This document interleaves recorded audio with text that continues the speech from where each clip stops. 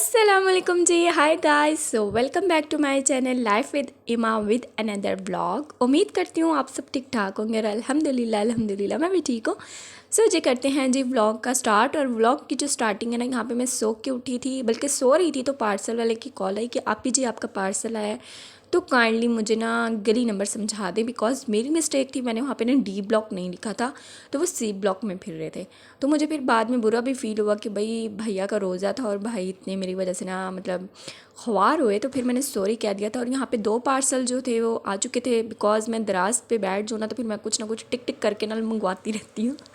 और अभी कुछ पार्सल ना ऑन द वे थे, डिलीवर नहीं हुए थे, तो मैंने सोचा एक ही बार जब सब आ जाएंगे ना फिर हम इनकी ना अनबॉक्सिंग की वीडियो बनाएगा। और यहाँ पे ना मम्मा आ चुकी थी हॉस्पिटल से, बिकॉज मम्मा के कुछ हुए थे टेस्ट और रिपोर्ट्स मिली थी। और रिपोर्ट्स में जी ब्लड की रिकवरी का कुछ इशू आया है कि ब्लड जो है ना वो अच्छे से काम नहीं कर रहा, प्यूरीफाई नहीं है आई थिंक। और इतने रीटेक लेने के बाद अब फिर ना बेल बज चुकी है और फिर कोई ना कोई आ गया है। और बस जी वो कहते हैं ना, अभी सुबह ना मैं टिकटॉक देख रही थी तो वहाँ पे यही था कि यार हमारे व्हाट्सएप वॉइस मैसेज के पीछे ना पूरे टब्बर की आवाज़ें होती हैं। तो यहाँ पे ब्लॉगिंग का भी यही हाल है।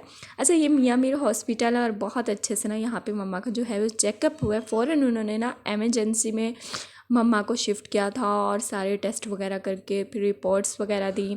और अपना एक दिन छोड़ के एक दिन ना मम्मा को वो आयरन का आई थिंक कोई इंजेक्शन है वो ड्रिप में लगेगा। और बस जी फिर यही दुआ है कि अल्लाह पाक सबकी माओं को सलामत रखें, सेहत दे, ज़िंदगी दें। बिकॉज़ ना बेटों से ज़्यादा ना मुझे लगता है कि बेटियों को माओं की ना ज़्यादा ज़रूरत होती है। बिकॉज़ मुझे अब ऐसा फ़ील होता है कि जैसे जैसे आपकी एज बढ़ती जाती है ना और आप मतलब मुख्तलिफ़ एक्सपीरियंस करते जाते हो लाइफ में अराउंड योर सर्कल, तो फिर आपको ना असल मायनों में ना ज़िंदगी की समझ आती है कि असल में ज़िंदगी है क्या, ज़िंदगी के जो रिश्ते हैं वो कितने मायने रखते हैं। तो और वैसे ना बेटियों की जो ज़िंदगी में बहारें होती हैं ना माओं की वजह से होती हैं। वो मुहावरा है ना पंजाबी कि बेटियों को जो मायका होता है वो माँ होती है तो मायका होता है, और माँ ना हो तो मायका भी नहीं होता। तो पहले मुझे इन बातों की समझ नहीं थी, तो अब समझ लगती है कि बेशक माओं के साथ ही ना सारी बहारें होती हैं कि बेटियां भला झिझक आ सकती हैं, वरना बेटियां तो अपने घर में जो चीज़ें खुद रखती हैं शादी के बाद उसी घर में आके पूछना पड़ता है कि फ़लाँ चीज़ ना कहाँ पे पड़ी है। तो बस ये जो एक्सपीरियंस होता है ना, मैं कहती हूँ ये सबसे मुश्किल एक्सपीरियंस होता है कि अपने घर से फिर दोबारा अपने घर में आना और बिल्कुल अनजानों की तरह बैठना उठना। और अभी से ना मतलब इस तरह की फीलिंग हो रही है। और कितना अजीब मैं कहती हूँ कि होता है ना कि बहुत कम ऐसे नसीब होते हैं लड़कियों के कि जो उनको शादी के बाद भी उनके जो मामा पापा का घर है उसमें वैसे ही प्रायोरिटी दी जाए, उतनी ही रिस्पेक्ट दी जाए। और ये सारा कुछ ना भाइयों पे होता है। तो अल्लाह पाक ना सबके भाइयों को सलामत रखें और उनको इतना मतलब कर दें कि वो अपनी बहनों पे ना मतलब जान निछावर करें जैसे बहनें करती हैं। आमीन सुम्मा आमीन। मेरे भी 2 भाई और भी बहुत ख्वाहिश है और इंशाल्लाह वो ऐसे ही होंगे, क्योंकि मेरे पापा जो है ना वो अपनी बहन के साथ माशाल्लाह इतना कोई प्यार करते थे ना, मतलब ज़रा सा कुछ भी होना ना पापा की कॉल आनी तो पापा मामा ने फ़ौरन पहुंच जाना। और मैं चाहती हूँ इस तरह की बॉन्डिंग ना होनी चाहिए, क्योंकि जो बहनें होती हैं ना वो कभी भी भाइयों का बुरा नहीं सोचती। हल मुँह फट होती हैं कुछ ना कुछ मेरी तरह, लेकिन होती ना मतलब बहनों से ज़्यादा तकलीफ़ ना अगर भाइयों को तकलीफ़ है तो बहनों की भी ना उतनी ही होती है। अच्छा, बहुत होगी सियानी सियानी इमोशनली बातें। अच्छा, मैं अफ्तारी की तैयारी कर रही थी और यहाँ पे मैंने पकौड़ों का सामान पहले से मैरिनेट करके रख लिया था ताकि पकौड़े जो है ना वो सॉफ्ट बने।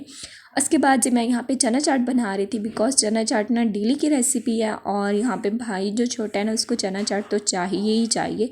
पकौड़े और चना चाट बस उसकी अफ्तारी हो चुकी है, पावे उन्होंने और कुछ ना मतलब भी। इससे पहले अगर आप मेरे चैनल पे हैं, न्यू है, तो डू सब्सक्राइब माय चैनल। और यहाँ पे मैं आपको एक ट्रिक बता रही हूँ जो कि है तो मेरी मम्मा की, लेकिन हम आज व्लॉग में मैं आपको बता रही हूँ। यहाँ पे जो सामने आपको कंटेनर दिखाई दे रहा है ना हांडी वालों की, इसको एक्चुअली में हम लोग कहते हैं बाल्टी।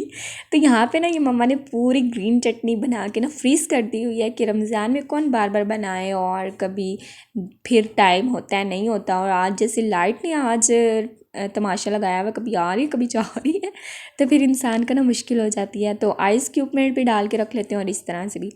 तो यहाँ पे ना बहुत इजी रह जाता है। तो बस अब मैं इसको निकालूंगी, थोड़ा सा डालूंगी चना चाट में और थोड़ा सी ना चटनी के लिए बना के रख दूँगी। अच्छा मुझे ना जूसर में वो ग्राइंडर में जो की ये ग्रीन चटनी जो बनती है ना उसकी नस्बत मुझे हाथ वाली बड़ी अच्छी लगती है। वो उसी टाइम खाए ना तो बड़ी मज़ेदार की बनती है। लेकिन फिर रमज़ान में इतना ज़ोर कौन लाए हैं इन्हीं किचन में मसरूफियात के बावजूद उस चटनी को बनाए ना, लेकिन वो बनती बड़ी मज़ेदार के। और यहाँ पे ना पता नहीं मैं क्या क्या बोली जा रही हूँ, मुझे खुद समझ नहीं आ रही। अच्छा कल मैं देख रही थी सैरी टाइम, मुझे व्लॉग उस लास्ट वाले व्लॉग में ना कमेंट आया कि बहुत ही घटिया बात है। तो मैंने दोबारा से अपना वो व्लॉग सुना और यकीन माने मैंने उसमें कोई ऐसी एक भी घटिया बात नहीं की। तो जिसने ये कमेंट किया है ना उसके तो फिर मैं कहती हूँ अल्लाह ही हाफिज़ है, क्योंकि हम यहाँ पे हर किसी से लड़ नहीं सकते और ना ही किसी के छोटे से दिमाग में ना बड़ी बड़ी बातें डाल सकते हैं। बिकॉज वो कहते हैं ना लकीर के फ़कीर ही होते हैं कुछ लोग। तो बस इग्नोर करना मैंने सीख लिया है, क्योंकि यूट्यूब आपको सिखाती है असल में ये है कि कैसे आपने रियल लाइफ में भी लोगों को इग्नोर करना है और सोशल लाइफ में भी। तो बस यहाँ पे मेरा छोटा मोटा सा जो काम है जो मुझे आते हैं वो मैं कर रही हूँ। और माशाल्लाह से मेरा ये भाई इतना अच्छा है ना कि जब भी मैं किचन में अकेली काम कर रही हूँगी आ जाएगा साथ हेल्प करवाएगा। तो मुझे फिर फील ही नहीं होता कि हम 2 बहनें, ऐसे लगता है कि हम 3 बहनें। तो सबके भाई मैं कहती हूँ ऐसे ही हों, जब भी आपकी बहनें अकेली काम कर रही हों तो उनके साथ जाके थोड़ी बहुत ही हेल्प करवा दिया करें। बिकॉज़ इससे ना बहनें करवाती तो नहीं है काम, लेकिन ना उनके दिल में खुशी आ जाती है कि उनका एहसास करने वाला कोई है। तो जब भी मेरा भैया आके मुझे कहेगा ना मैं काम करवाऊँ तो वो ना मेरी सारी थकावट उतर जाती है। मैं कहती हूँ नहीं अब तो मैं फुर्तियाँ लगा लगा के ना सारे काम कर लूँगी। मतलब एक आप किसी को अच्छा फ़ील करवा दो ना उससे बड़ी मैं कहती हूँ रिलैक्सेशन कोई भी नहीं है। इंसान जितना मर्ज़ी थका हो ना, प्यार के 2 बोल और एहसास के 2 बोल ना आपकी सारी थकावट दूर कर देते हैं। अच्छा भाई यहाँ पे मम्मा के लिए लस्सी बना रहा था और मुझे कह रहा था कि दही ना ख़राब है। मैंने कहा क्यों पुत्र जी उन्हीं तो तुसी लैके आए हो। तो कह रहे थे येलो। मैंने कहा जनाब जी इसके ऊपर मक्खन आया हुआ है क्योंकि आपने मशीन का टाइम ज़्यादा लगा दिया था। कहता अच्छा जी। मैंने कहा हाँ जी, अब इसको हाथ के ब्लेंडर से यार क्या अजीब अजीब मैं बातें बोलती हूँ। तो मैंने कहा मिक्स कर दो। उसके बाद ना मैं यहाँ पे पकोड़े बनाने लग गई थी और यहाँ पे ना मैंने बनाए थे चिकन पॉप स्टिक। और वो वीडियो रिकॉर्ड ही मेरे मोबाइल में और उस वीडियो के मैं मामा के मोबाइल में भेज रही हूँ तो वो करप्ट आ रही है। मतलब वो वीडियो मेरे मोबाइल में सिर्फ चल रही है, वो एडिट भी नहीं हो रही, पता नहीं क्या मसला है। तो मैंने कहा फ़ायदा मेरी इतनी मेहनत करने का। तो मैंने कहा चलें जी अब फिर किसी दिन बनाएंगे तो वो वीडियो दोबारा शूट कर लेंगे। और एक्चुअली मैंने व्लॉग स्टार्ट ही उसी चीज़ से किया था। तो वो कहते हैं ना कभी कभार कबाड़ा अपने हाथों ही हो जाता है। इसके बाद ना यहाँ पे अफ्तारी में ना बस कुछ टाइम ही बाकी था तो यहाँ पे सबको ना हट दर्मी मच जाती है कि बस ना अब सारी चीज़ें लगा ले। तो फिर यहाँ पे मैं पकोड़े बना रही थी। अच्छा आधी मैं किचन में होती हूँ और आधी ही ना मैं बाहर होती हूँ क्योंकि मैंने सारे काम ना फिर देखने होते हैं। जो उस टाइम चीज़ें आ रही होती हैं वो भी निकाल के रखनी होती हैं और ग्रॉसरी की चीज़ें भी अलग से रखनी होती हैं ताकि इफ्तारी के बाद मुझे आ जाती है नींद तो ज़्यादा स्यापा ना पड़े। तो यहाँ पे आपकी बहना जल गई थी थोड़ी सी ऑयल की ना छींटे मुझे पड़ चुकी थी। तो इससे पहले आप मेरे चैनल पे न्यू है तो डू सब्सक्राइब कर लो। सोने और 77 हो चुके हैं, 78 करवा लो। ईद तक कम से कम 100 तो हो जाए ना यार, 100 का टारगेट भी मुझसे पूरा नहीं हो रहा। सो अगेन 4 बार रीटेक लेने के बाद अब आइसक्रीम वाले भैया आ चुके हैं तो अब मैं रीटेक नहीं ले रही, यही वॉइस रहेगी व्लॉगिंग में। उसके बाद ना मम्मा कह रही थी कि तुम अकेली लगी हो तो मैं तुम्हें चिप्स बना के दे देती हूँ। मैंने कहा नहीं मम्मा जी मैं बना लूँगी। हालांकि मम्मा ने आलू कट करके दे दिए थे, लेकिन फिर वो कहते हैं ना जितना माएँ आपका एहसास करती हैं ना उतना कोई भी नहीं करता। तो आई विश के मेरी मम्मा जैसी सासू माँ हर किसी को मिले और मुझे भी ऐसी ही मिले, आमीन सुम्मा आमीन। और कौन कहता है कि यार सासें बुरी होती है। मैं कहती हूँ कि जितना माँ से भी ज़्यादा ना जो सासें होती हैं ना वो हमें ज़िंदगी को असल मायनों में जीना सिखाती हैं। वक्त ही उनकी बातें कड़वी लगती हैं, लेकिन बाद में जब हम खुद इस लाइफ सर्कल में जाते हैं ना तो हमें एहसास होता है कि नहीं यार वो भी सही बोलती हैं।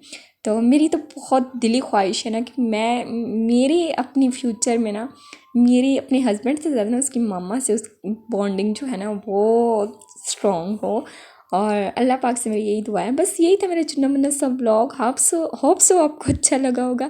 अच्छा लगा हो तो काइंडली सब्सक्राइब लाजमी कर लीजिएगा। अच्छा टिप्स में ना यहाँ पे मम्मा ने मैदा लिया था और कुछ स्पाइसेस लाइक ब्लैक काला नमक दिया था, दूसरा वाइट नमक था, ज़ीरा था पिसा हुआ, काली मिर्चें थी, रेड चिली पाउडर था और फूड कलर था और ये मम्मा ने अच्छे से सारा मिक्स कर दिया और फिर मम्मा ने इसको ऑयल में फ्राई कर लिया। और इतनी मज़े की बनती है ना कि बस यहाँ पे आपने ध्यान रखना है, जो आपके आलू है ना वो मोटे चिप्सों वाले होने चाहिए, छोटे वाले नहीं होने चाहिए। जो रेडी वाले भैया कहते हैं ना कि आलू आगे मोटे चिप्सों वाले, बस वो होने चाहिए। तो उम्मीद करती हूँ आपको मेरा ये चुना मुना सा व्लॉग अच्छा लगा होगा। और काइंडली मेरी मम्मा के लिए दुआ कीजिएगा कि अल्लाह पाक जल्द से जल्द उन्हें पहले जैसा ठीक कर दें, पहले जैसे वो जिस तरह ग्लो उनका फेस था और बॉडी थी और जैसे वो खुश रहती थी ना उसी तरह हो जाए, क्योंकि माँओं से बड़ी ना कोई भी नेमत नहीं है। दुनिया की हर आसाइश एक जगह और जिसके माँ बाप से ही तंदुरुस्त है ना वो एक जगह। मिलते हैं नेक्स्ट वीडियो में। अल्लाह हाफिज़, बाय बाय, टेक केयर।